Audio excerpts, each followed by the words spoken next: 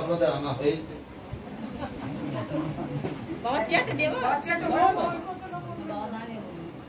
আমি তো এক্ষুনি ওখানে গিয়ে বলবো। তো যদি বলি সন্ধ্যেবেলা সবাই আসুন, 12 লোকই আসবেন।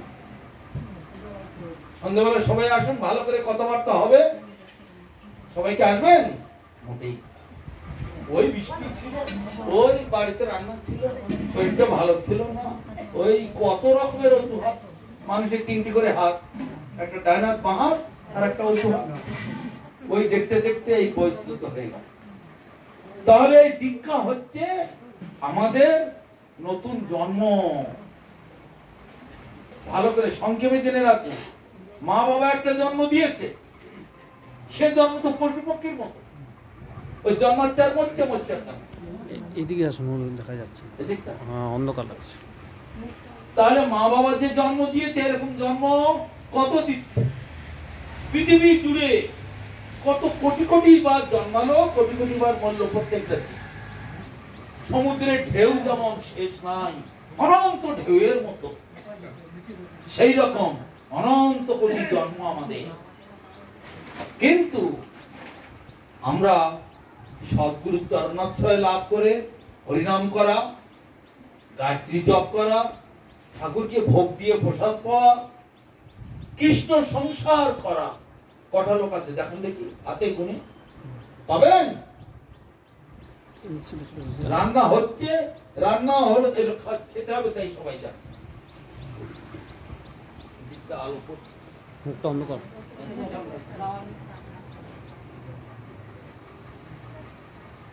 সরে ওখানেও দাঁড়াতে পারে, এখানে পরিষ্কার আছে।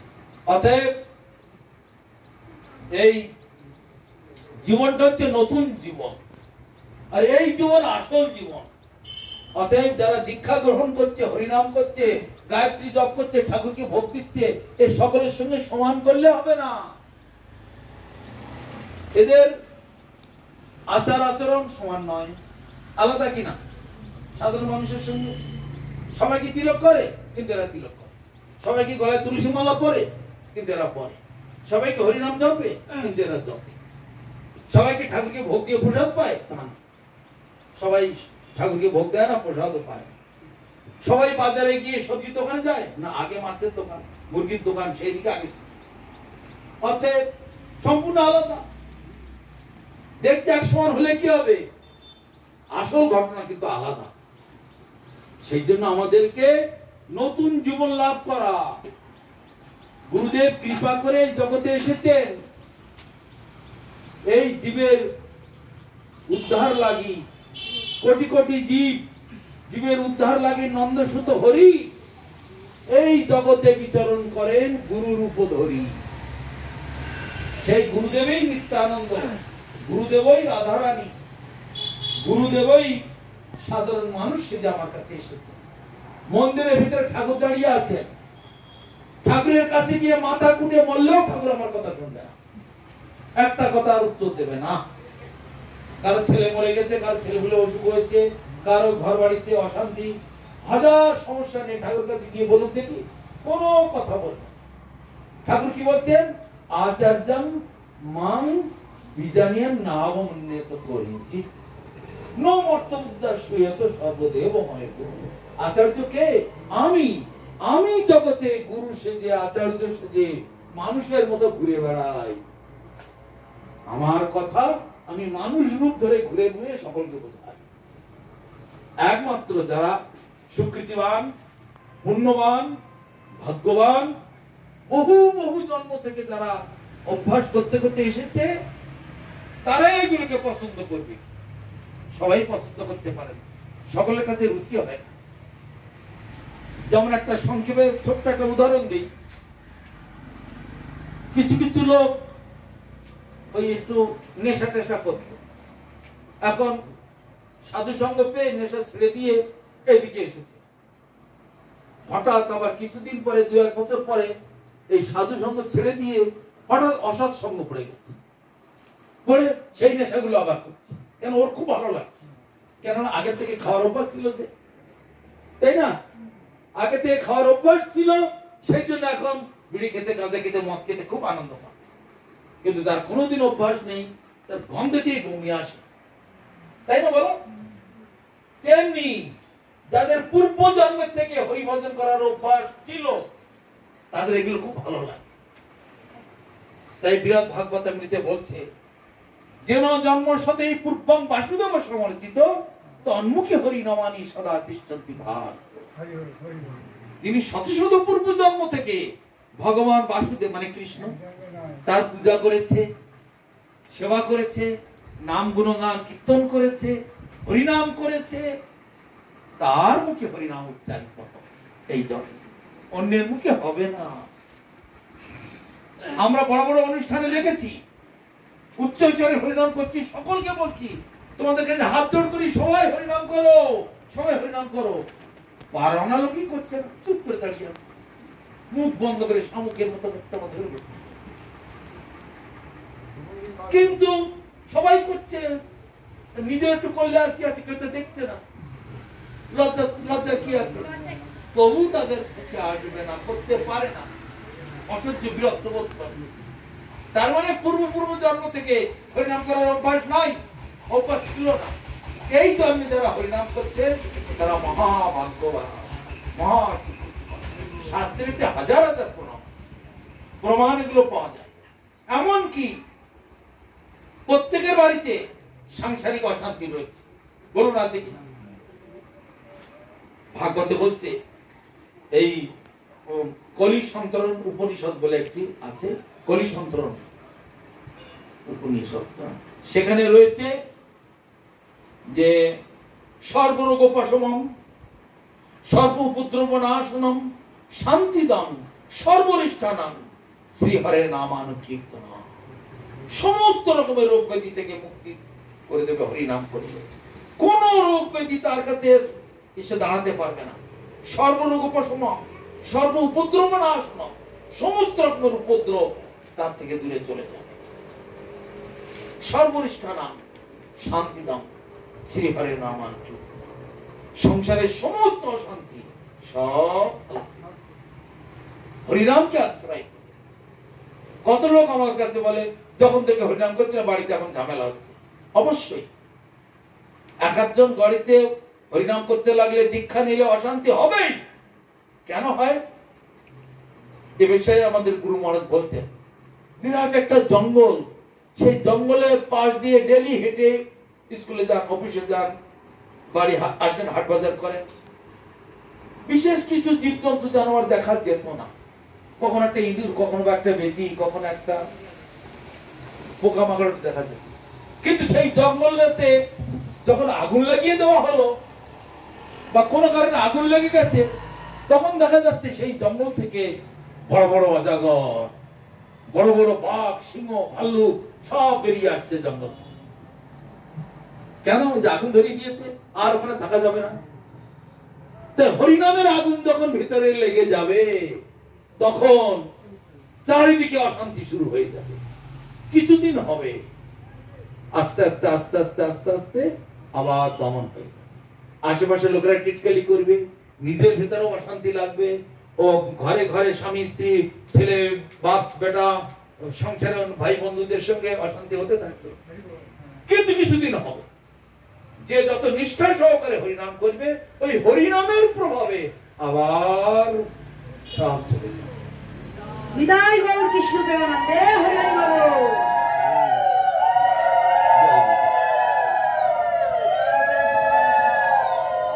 আবার আমাদের গুরুপাদ গুরুবর্গ, পরম গুরুদেবের গুরুদেবের গুরুদেবের গুরুদেব আর কি রূপ গোস্বামী প্রভু, তিনি একটা সুন্দর উদাহরণ দিয়েছেন।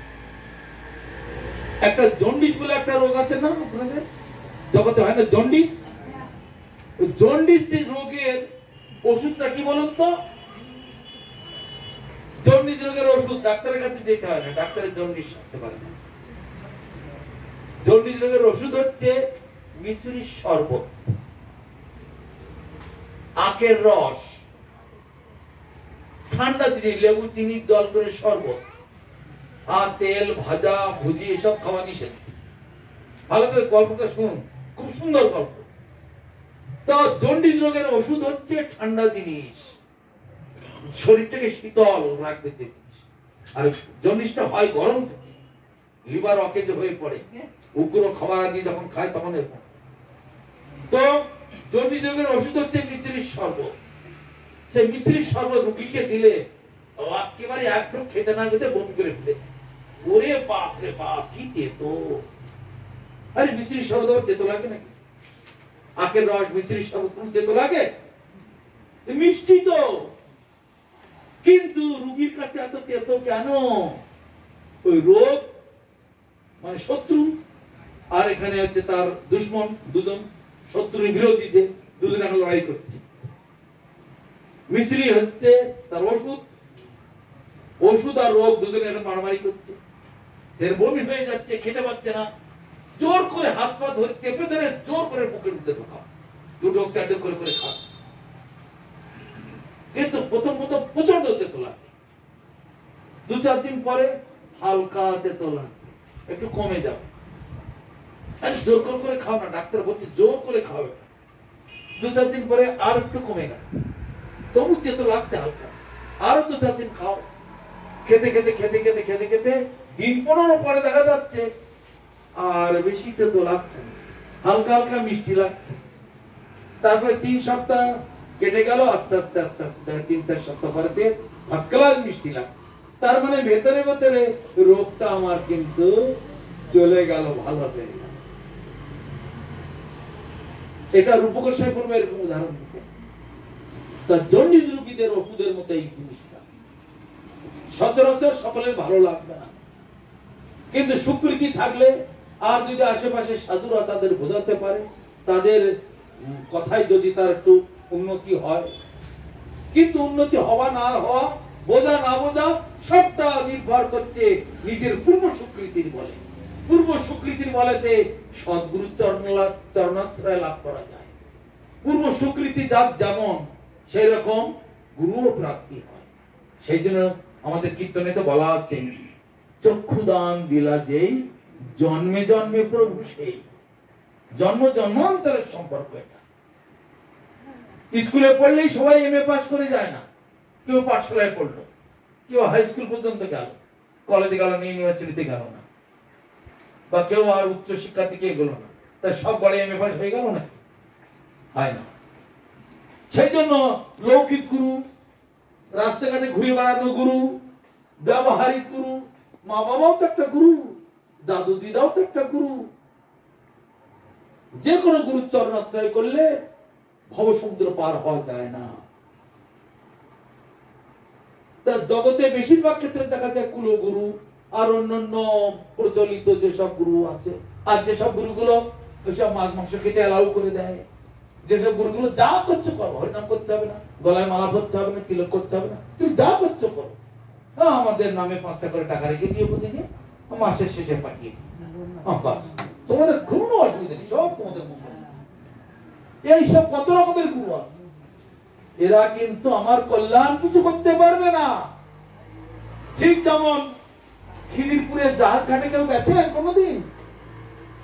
খিদিরপুরে জাহাজ ঘাট, যেখান থেকে বড় বড় জাহাজ আন্দামানে যাচ্ছে, নিকোবরে যাচ্ছে, আমেরিকা ইংল্যান্ডে যাচ্ছে, রাশিয়ায় যাচ্ছে, ওই জাহাজ ঘাটে গেলে হাজার হাজার নৌকো দেখা যায়, মাছ ধরা নৌকো, ডিঙি নৌকো, তারপরে ট্রলার, ভেসেল, লঞ্চ, স্টিমার, কত দেখা যায়।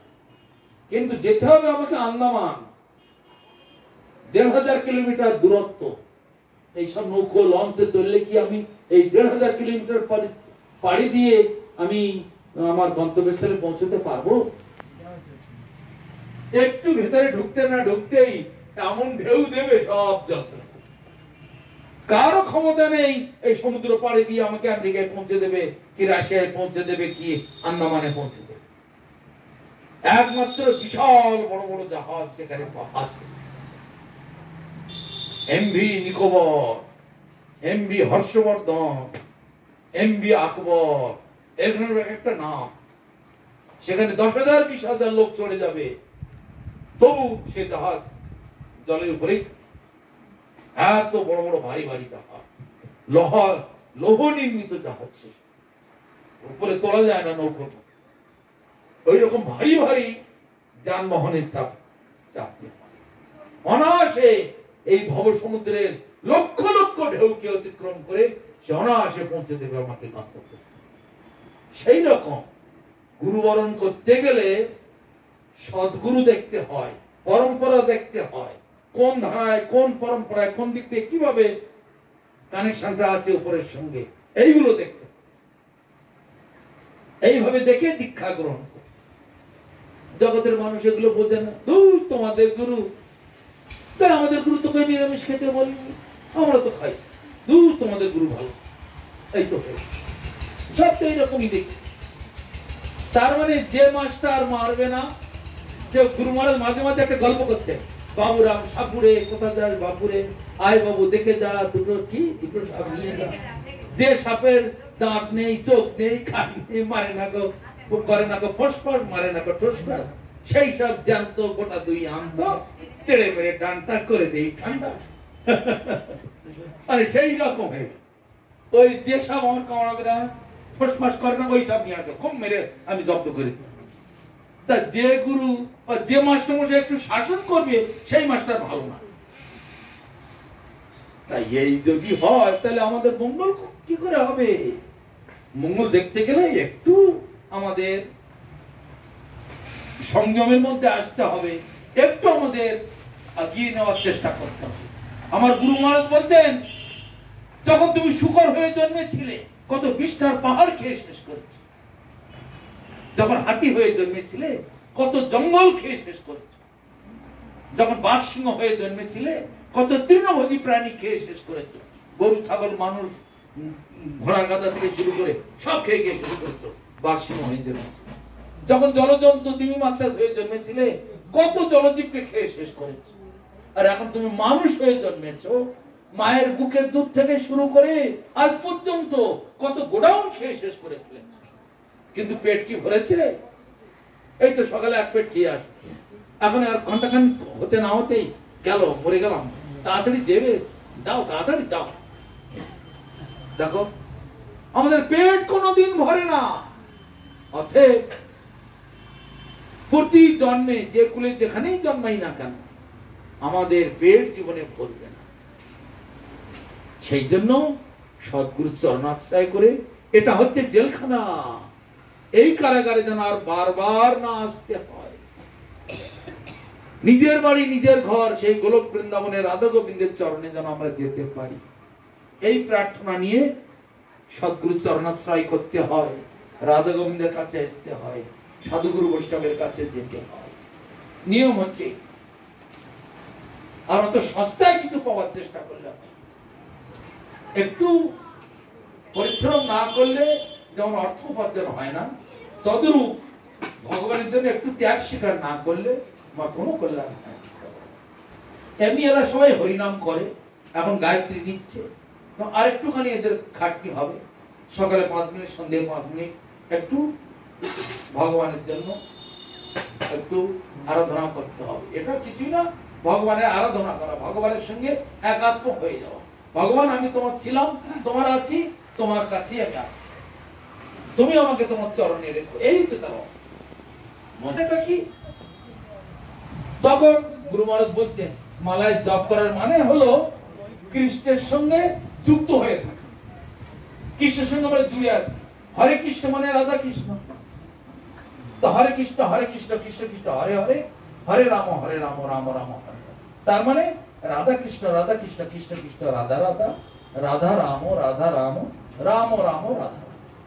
হরে কৃষ্ণ মানে রাধা কৃষ্ণ, যে হরে কৃষ্ণ আমি উচ্চারণ করলাম সঙ্গে সঙ্গে আমি রাধা কৃষ্ণকে আলিঙ্গন করতে পারলাম, এই হচ্ছে তার অর্থ। সেই জন্য এই হরিনাম আমাদের করতে হয়, আর এই নিয়ম বিধি অনুসারে একটু এই গায়ত্রী মন্ত্র জপ করা, ঠাকুরকে পুজো করা। 2 রকমের সংসার এখানে, একটা কৃষ্ণ কেন্দ্রিক সংসার আর একটা হচ্ছে অহংকার কেন্দ্রিক সংসার। ইংরেজিতে বলে গড সেন্ট্রিক ফ্যামিলি লাইফ আর সেলফ সেন্ট্রিক ফ্যামিলি লাইফ, মানে আত্মকেন্দ্রিক সংসার। আর এটা হচ্ছে কৃষ্ণ কেন্দ্রিক সংসার, কৃষ্ণকে নিয়েই আমাদের সংসার। আমার বাড়ি, আমার ঘর, আমার ছেলে মেয়ে, এই অভিমানটাকে একটু ছাড়তে হয়, ছেড়ে ভগবানের বাড়ি, ঠাকুরের ঘর, ঠাকুরের সংসার, ঠাকুরের লোকজন, এত আয় করছে ঠাকুরের জন্য। তারপরে যা কিছু আমি বাজার থেকে কিনছি ঠাকুরের জন্য, যা রান্না করছি ঠাকুরের জন্য, যা খাচ্ছি ঠাকুরকে ভোগ দিয়ে তার প্রসাদ খাচ্ছি, এই। কিন্তু তথাকথিত বাড়ি বাড়ি ঘুরলে দেখা যায় নিজেদের বেলায় এত বড় বড় থালা, এত বড় বড় গ্লাস, আর ঠাকুরের বেলায় এই 1-1.5 ইঞ্চির একটা গ্লাস আর একটুখানি কৌটোর একটা ঢাকনি, ওইটা থালা, আর একটা নকুল দানা, দুটো নকুল দানা, এই। তো ওইগুলো তোমরা খেয়ে থাকো দেখি, কত বড় ভক্ত দেখা যাবে, ওইটুখানি তোমরা খেয়ে থাকো। ঠাকুরের বেলায় একটুখানি, আর নিজের বেলায় এত বড়। যদি বিকেল বেলা আসতে পারেন, আবার কথা হবে।